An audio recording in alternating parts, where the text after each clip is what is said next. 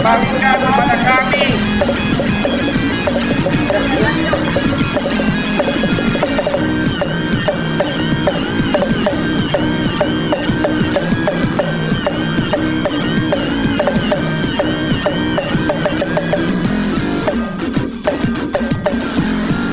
Pertama harus mempertimbangkan legal standing, karena persidangan ini menurut kami seperti sulap-sulapan, main sulap. Jadi sampai hari ini juga kami tidak tahu nomor perkara persidangan ini nomor berapa. Jadi yang kami pakai adalah nomor register dari kejaksaan. Seharusnya yang sebenarnya adalah ketika kita datang ke persidangan untuk menghadiri persidangan, kita sudah tahu mau perkara mana yang akan kita hadiri. Hanya kita tadi menegaskan kepada hakim, ya kami belum dapat surat panggilan. Maka sidang hari ini juga kami tahu datang dari mana. Jadi memang nggak ada panggilan resmi. Nggak ada panggilan resmi pada para terdakwa. Ya mungkin akan hanya sidang antar mereka saja, sehingga mereka yang memutuskan dengan kesepakatannya mereka. Jadi Ada apa dengan sidang ini? Ada apa dengan perkara ini? Karena adat-adatnya udah hilang. Bang, dalam sidang perkara ini kan terkesan dipaksakan. Apakah Abang tetap mengikuti untuk bulan Januari 2004 atau gimana? Karena sudah ada kesepakatan perdamaian sebelumnya kan. Jadi kita masih percaya nih kepada pengadilan oleh hakim yang notabene memutus perkara itu berdasarkan ketuhanan yang Maha Esa, mewakili Tuhan. Jadi kita akan berupaya untuk melakukan pembelaan kepada para terdakwa yang tujuannya adalah untuk memulihkan semua aset-aset barang yang disita untuk pengembalian kepada para korban. Itu tujuannya, itu tujuan utamanya. Jadi dari Pak Abdurrahman Yusuf juga dari para terdakwa lain mengatakan terima kasih kepada mitra karena sudah minta untuk berdamai dan menerima. Dan Pak Abdurrahman Yusuf juga dan kawan-kawan berjanji akan membuka seterang-terangnya terkait barang bukti yang tujuannya untuk mengembalikan kerugian para mitra. Kenapa nggak dari dulu tuh pada Abdurrahman Yusuf kalau memang mau seperti ini gitu. Nah, Itu kecewanya mitra-mitra semua. kalau misalnya itu ditanya Pak, banyak polemik-polemik dari dulu Pak. Artinya yang terjadi sekarang, kita ini menciptakan sejarah, saya bilang Pak. Ini baru terjadi nih, korban dan terdakwa bersatu. Lawannya justru pemerintah. Ya. Lawannya justru jaksa polisi yang menurut keterangan para pejabat tinggi mereka adalah representasi dari negara. Yang seharusnya membela Yang kita. seharusnya membela para korban. Gitu. Jadi terkait saya tegaskan kembali, ini kan masalah nyawa, janganlah dipermainkan, jangan dipermainkan ya, ini masalah nyawa. Ada tuntutan secara hukum Nanti akan kita pikirkan dan itu pasti akan kita lakukan. Itu pasti akan kita lakukan upaya-upaya untuk menegakkan keadilan ini. Kita tidak membenci instansi atau kita tidak membenci siapapun, tapi ini kita memuluskan kebenaran. Itu. Lawyer kami korban tidak diberitahukan. Pak Hakim, kami minta keadilan. Tidak boleh ada sidang. Sudah perdamaian. Kita sudah berdamai. Sidang ini cacat hukum. Sidang ini cacat hukum. Kami minta uang kembali. Jangan dia. Uang kami halal.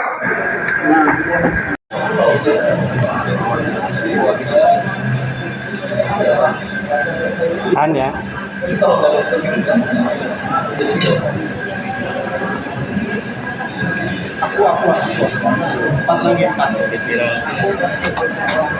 terkait perkara edisi case. Jadi sidang hari ini seperti yang sudah saya pernah jelaskan, terkesan dipaksakan mengingat panggilan resmi tidak ada kepada klien kami ini. Nah, ini tentu menyalahi pasal 145 KUHP terkait pemanggilan. Yang di sana ada kata tertulis dan pemanggilan resmi itu 3 hari sebelum dilakukan sidang pertama itu sudah harus diserahkan kepada terdakwa. Nah, sementara ini tanda terima. Ini nggak tahu kita tanda terima apa nih. dari kejaksaan. Kita tidak mengerti nih, hanya ditandatangani segala macam. Sementara surat panggilan yang resmi itu lengkap dengan tanggal, terkait perkara apa dia dipanggil, dan juga pukul berapa atau jam berapa dia akan diperiksa. Kira-kira seperti itu. Nah, kami kira dan kami menyimpulkan bahwa memang ini adalah presiden buruk bagi kejaksaan. Seburuk ini ke administrasi di kejaksaan, itu yang bisa kami sampaikan. Nah, kemudian kami juga udah beberapa kali nih menyurati kejaksaan bahwa berkas-berkas yang disajikan oleh kepolisian melalui Barreskrim itu tidak lengkap karena beberapa barang bukti yang sudah disita banyak tidak masuk dalam berita penyitaan atau BP. Jadi kita masih mempertanyakan nih, barang-barang bukti ini dikemanakan yang jumlahnya tidak sedikit ya, hampir ratusan miliar seperti yang kami hitung. Banyak rumah, kemudian kendaraan, emas, atau perhiasan yang dikatakan menyerupai emas, seperti diduga palsu. Nah, ini harusnya kemarin kan diteliti nih bahasanya menyerupai emas. Lah, semiskin apa sih kepolisian atau kejaksaan harus ada bahasa menyerupai, tidak bisa langsung disimpulkan dalam berita penyitaan bahwa itu adalah palsu. Ini kan harus diyakin barang bukti itu palsu atau tidak harus diyakinkan 100%. Ini katanya menyerupai ini seperti apa kita nggak paham. Nah, jadi untuk sidang hari ini kita juga tidak dapat nomor perkara nih. Surat kuasa kita masih pakai nomor register perkara dari kejaksaan. Sangat disayangkan. Kita nggak tahu nanti apa surat kuasa kita ditolak atau enggak. Karena kita nggak ada surat panggilan, kita nggak ada secara sah dan patut itu kita nggak ada. Seperti yang saya tunjukkan, ini baru tadi disampaikan kepada klien kami. Ya, ada 4 tanda terima, tapi tidak ada apapun bunyinya pada hari kosong, tanggal kosong, jam kosong. Terus menyampaikan panggilan tersebut kepada terdakwa misalnya Jati Bayu Aji dan terdakwa tersebut di atas menandatangani surat ini tidak berada di alamat tersebut. Ini tidak ada coretan atau segala macam, nggak ada. Yang menyampaikan pun nggak ada. Itu surat kapan Pak? Tadi baru hari ini. Sementara menurut KUHAP, pemanggilan terdakwa itu selambat-lambatnya 3 hari sebelum sidang pertama dilakukan. Itu menurut ketentuan KUHAP. Artinya cacat hukum menurut kita, dan ya sangat disayangkan. Sebab inilah administrasi di kejaksaan. Ini harus kita sampaikan. Saya dapat informasi katanya sudah ada kesepakatan damai. Sudah ada kesepakatan damai. Jadi seluruh terdakwa ini, Ibu Suryani, Pak Abdul Rahman Yusuf, Asep Hermawan, Jati Bayu Aji, Muhammad Roid, semua ini sudah berdamai dengan para member. Dan para member juga menerima dengan lapang dada. Artinya dari pertama setelah perdamaian ini, Pak Abdul Rahman Yusuf juga sangat terbuka. Sehingga ini terbongkar nih barang-barang bukti yang disita tidak ada penyitaan. Beberapa barang-barang bukti yang jumlahnya sangat besar sekali. Gitu. Pak, kesepakatannya seperti apa? Apa mereka mau mengembalikan hak-haknya para korban? Ya, dalam kesepakatannya jelas seperti itu. Artinya mereka dengan sukarela mengembalikan kerugian-kerugian para korban. Kemudian melalui barang-barang yang disita dan itu nanti dilelang. Dan mereka juga bekerja sama dan jujur membuka dan terbuka kepada para member barang-barang apa aja nih yang disita tidak masuk dalam penyitaan. Itu nilai plusnya dari para terdakwa ini, sehingga dengan lapang dada para member atau mitra edisi case menerima perdamaian tersebut dan sudah timbul perdamaian bahkan dengan putusan pengadilan. Oke. Misalnya kan barang-barang yang kita yang tidak tercatat. Ada beberapa, ada tanah. Kebetulan kemarin juga kami dapat informasi lagi yang baru nih daerah Ciputat. Jadi biar saya ini ya, di daerah Ciputat ada lagi barang bukti baru berupa tanah yang tidak masuk dalam penyitaan. Gitu. Jadi total penyitaan ini hari ini terakhir berapa? Ini yang sangat kita sayangkan ya. Kemarin pas penyerahan tersangka atau terdakwa oleh Barreskrim ke Kejaksaan, ini kan masalah barang, seharusnya kan lengkap dengan apresial. Nah, kita tanyakan kepada jaksa, kalau jaksa mengatakan berkas ini sudah lengkap, apresialnya mana?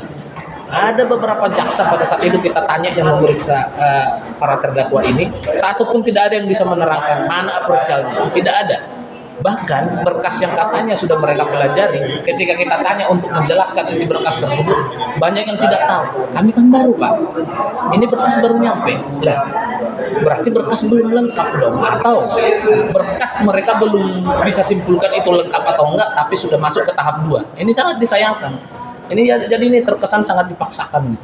Tindakan hukum ke depan apa? Tindakan hukum ke depan pasti kita meminta kepada jaksa melalui hakim supaya jaksa atau kejaksaan mengeluarkan SKP 2. Artinya kan SKP 2 ini surat ketentuan penetapan penuntutan. Nah, jadi permintaan kita ini sangat beralasan, ya ini tadi barang-barang yang disita kita nggak tahu kemana, terus panggilan ini juga nggak jelas. Kalau dibilang terkesan, saya bilang nggak terkesan, memang benar-benar dipaksakan ini perkara untuk naik ke pengadilan. Bang, kalau seandainya sidang ini tetap dilanjut sementara sudah ada kesepakatan damai, itu artinya apa? Artinya gini, ini kan masih usaha kita dengan ketentuan hukum dan juga hakim sebagai utusan Tuhan atau mewakili Tuhan yang setiap dalam putusannya mengatakan demi ketuhanan yang Maha Esa. Kita mau lihat nih, kita mau meyakinkan hakim bahwa ini sudah selesai. Di tindak pidana asalnya mereka sudah menjalani hukuman dan kemudian para mitra ini sudah sepakat berdamai dengan mereka. Yang artinya permintaan mereka juga agar TPPU ini bisa dihentikan. Nah, sekarang begini, baik para korban dan juga terdakwa sudah ada perdamaian. Terus masa kita harus menyediakan uang negara untuk melanjutkan persidangan? Nah, ini kan pemborosan. Sementara simbol semboyan pengadilan itu singkat dan murah. Dan ini wajar kan kalau kita sebut mengambur-gamburkan uang negara. Dan ini fakta. Nah, ini nanti yang akan kita sampaikan kepada hakim. Kejanggalan ini harusnya menjadi pertimbangan hakim untuk mengeluarkan atau memerintahkan kejaksaan mengeluarkan yang namanya SKP 2 itu tadi. Gitu. Ada dugaan apa sampai terkesan dipaksakan? Kalau menurut saya, jadi inventarisasi barang bukti ini kan belum bisa mereka pertanggungjawabkan. Jadi supaya ini cepat, supaya nggak ada tuntutan, ya udah naikin aja, dinaikin aja langsung. Kira-kira begitu menurut kami.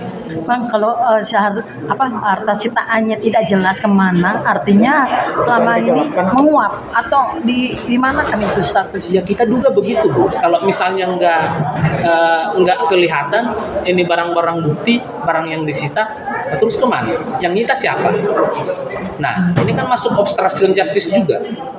Barang bukti itu kan tidak boleh berpindah, tidak boleh berkurang, tidak boleh berubah bentuk. Tidak boleh dihilangkan, apalagi dihilangkan, berubah bentuk aja nggak boleh, apalagi dihilangkan. Nah, segala upaya-upaya nanti akan kita lakukan terkait ini.